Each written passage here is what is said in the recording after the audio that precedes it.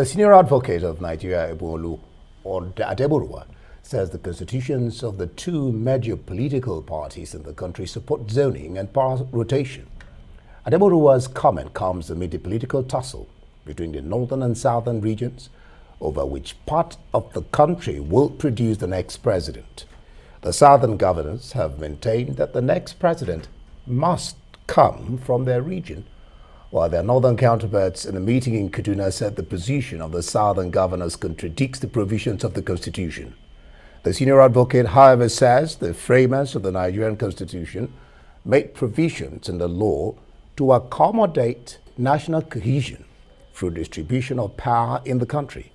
Adegboruwa also says the constitutions of the All Progressives Congress and that of the People's Democratic Party also support the principle of zoning and power rotation. All right, to give us more clarity on his comments, senior advocate of Nigeria, Ebun-Olu Adegboruwa, joins us now from Lagos. Thank you so much for joining us on Newsnight tonight.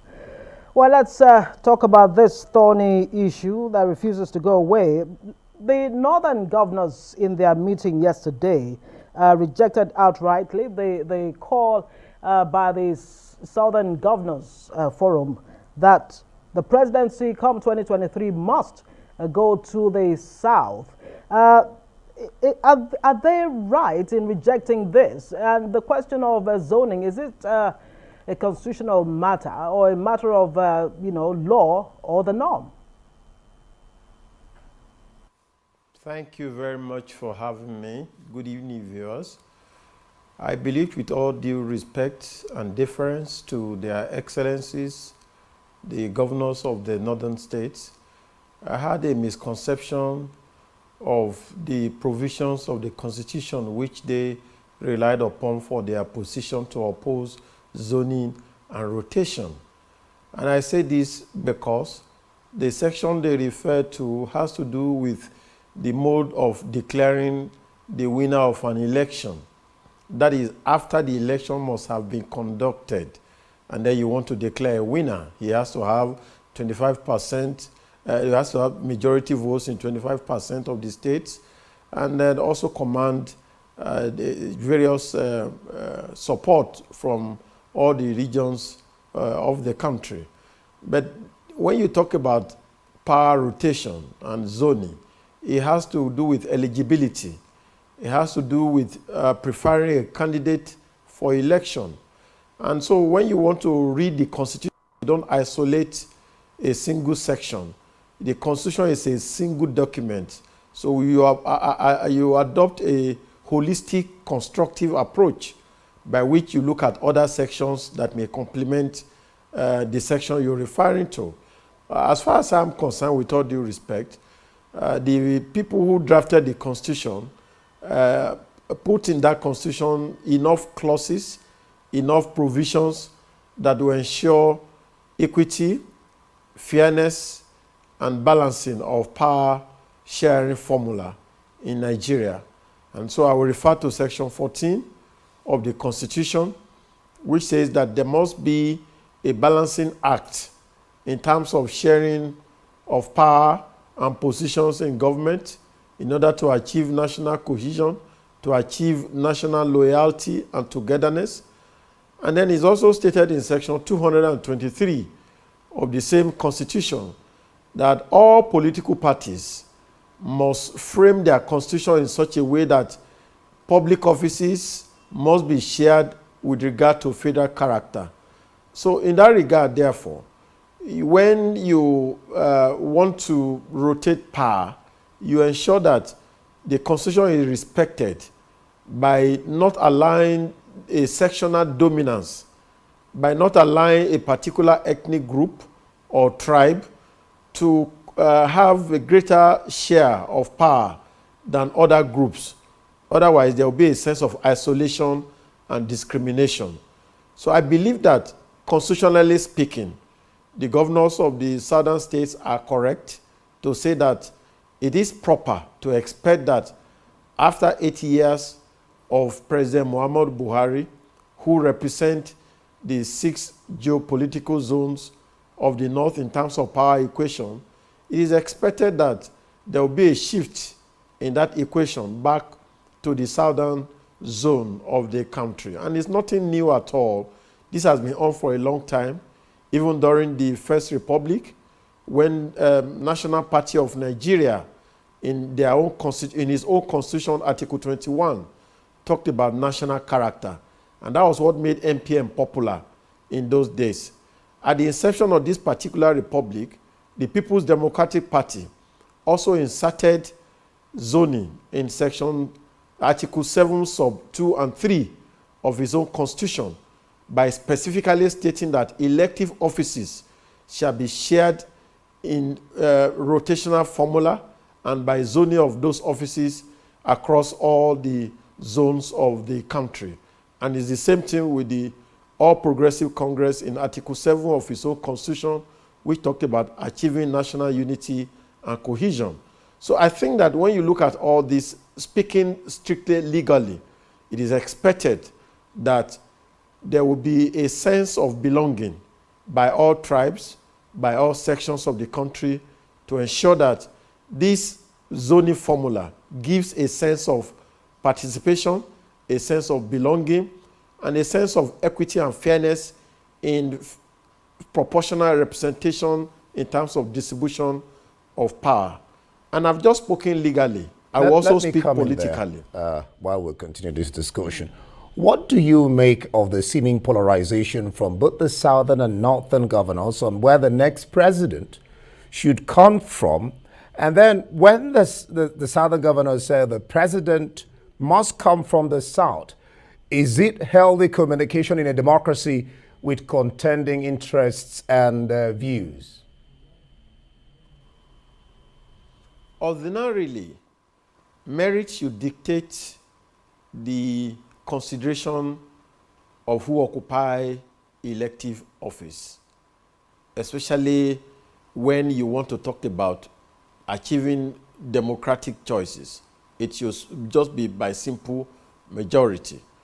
But in our own climate, because of failure of leadership, because of lack of good governance and transparency, there's a general sense of isolation when particular sectors of the country feel a sense of neglect, or if you call it discrimination.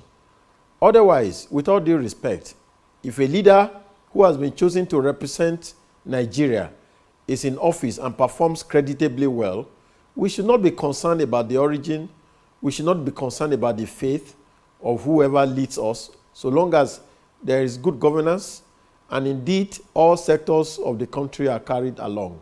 But that has not been the case in Nigeria, and like you have observed, we have never been this divided, we have never been this separated along ethnic, religious, and indeed tribal lines. And so this cannot be wished away. And I think that's why this consensus has been agreed upon in order to ensure that we achieve national cohesion and get everybody to go along the line of participation, was why this was inserted in the Constitution. And so it's too late in the day, with all due respect, for anybody to kick against that system. And because you have been a beneficiary of it, the North has been a beneficiary of that. That's why General Muhammadu Buhari is in power today, because of that concept of rotation. So you cannot take that benefit and exhaust it to its fullest by after 8 years and insist on depriving others of that gentleman's arrangement. And General Salami Abubakar is alive. He midwifed that agreement through his National Consensus Committee. And indeed, it's only fair and equitable that that agreement be allowed to go around other sectors of the country. It will be totally insensitive for the 6 geopolitical zones of the North in present-day Nigeria to insist on producing another president after the tenure of the current president. I don't think that is proper, with all due respect to them, their excellencies. Pointed out, it would seem that what is missing is the national ethos, that Nigeria is still talking zoning at this point. How do you think Nigeria can actually answer to the question of zoning or moving ahead from it? Would you say that Nigeria is not mature enough to move away from zoning and begin to insist on competence and capacity at this time. And has Nigeria even benefited from zoning so far?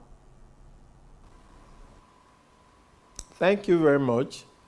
I think you are correct to say that in achieving national development, merit, competence should play a lot of role.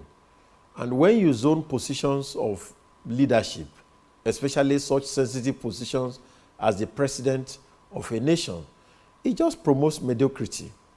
It promotes a sense of laziness, and some people just sit down and take it for granted that they are entitled by virtue of zoning to the right to present candidates. And I think that that is something we should look into. But speaking from the experience of our nation, I think that that arrangement will better promote national harmony and unity. And indeed, it become entrenched in our political system, such that I believe it may be too late for us to advocate a jettisoning of that particular idea. And I refer to the Nigerian Bar Association, which is the umbrella body of all lawyers in Nigeria. We have also come to accept and implement that formula in our association in getting our president and several other national executives. It's been able to bring peace and some kind of harmony within the legal profession. After the tenure of the present president, we expect the president to come from the north. And it goes around like that. It achieves some kind of stability in the system and reduces the divisiveness that we have experienced, reduces agitations and tension within the system. And that's why I think that it's proper to adhere by that system which has been promoted in time past. But speaking for myself personally, I do not think that Nigeria has gained anything from zoning, in the sense that it's only an arrangement that has been brokered by the elite for their own interests. The masses don't experience zoning in hunger. They don't experience zoning in the killings going on in the country. They don't experience zoning in terms of blackout, in terms of the state of our roads, in terms of the absence of facilities such as hospitals and such other common amenities that will promote good governance. So it's only an idea that's been developed by the elite. And that's why I said that they should keep to it, since they have benefited and worked with that system in time past. And it is supported by law also. All right. Ebun-Olu Adegboruwa, a senior advocate of Nigeria. Thank you for being on the program.